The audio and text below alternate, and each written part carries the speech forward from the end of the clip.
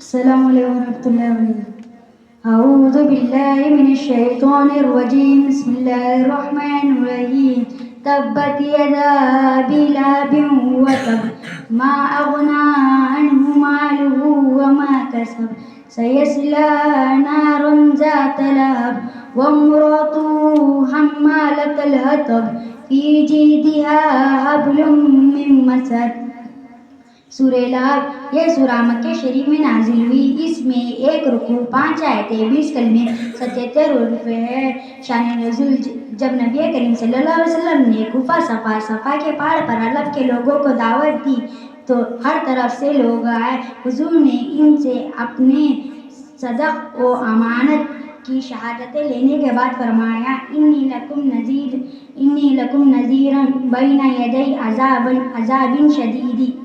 اس پر ابو لہب نے حضور صلی اللہ علیہ وسلم سے کہا تھا کہ تم تباہ ہو جاؤ، کیا تم نے ہمیں اس لیے جمع کیا تھا؟ اس پر یہ سورہ شریف نازل ہوئی اور اللہ تعالیٰ نے اپنے حبیب کریم صلی اللہ علیہ وسلم کی طرف سے جواب دیا۔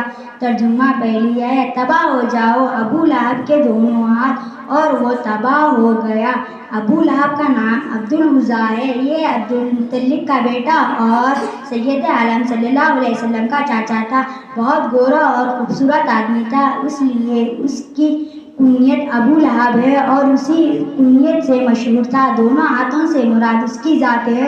دوسری آیت: اسے کچھ کام نہ آیا اس کا مال جو کمایا، یعنی اس کی اولاد۔ مروی ہے کہ ابو لہب نے جب پہلی آیت سنی تو کہنے لگا کہ جو کچھ میرے بھتیجے کہتے ہیں اگر سچ ہے تو میں اپنی جان کے لیے اپنے مال اور عورت کو فدیہ کر دوں گا۔ اس آیت میں اس کا رد فرمایا گیا کہ یہ خیال غلط ہے، اس وقت کوئی چیز کام آنے والی نہیں۔ تیسری آیت: اب دھستا ہے لپٹ مرتی آگ میں وہ۔ چوتھی آیت: اور اس کی جورو بیوی جمیل بنت حرب بن ابو سفیان کی بہن، جو رسول کریم صلی اللہ علیہ وسلم سے نہایت عناد و عداوت دشمنی رکھتی تھی اور باوجود اس کے بہت دولت مند اور بڑے گھرانے کی تھی، لیکن سید عالم صلی اللہ علیہ وسلم کی عداوت میں انتہا کو پہنچی ہوئی تھی کہ خود اپنے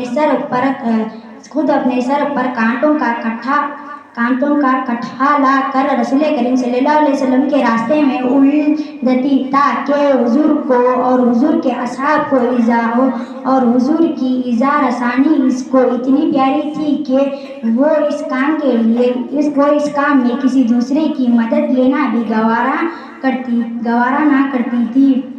لکڑیوں کا کٹا سر پر اٹھاتی۔ پانچویں آیت: اس کے گلے میں کھجور کی چھال کا رسا موٹی ڈوری جس سے کانٹوں کا کٹھا باندھتی۔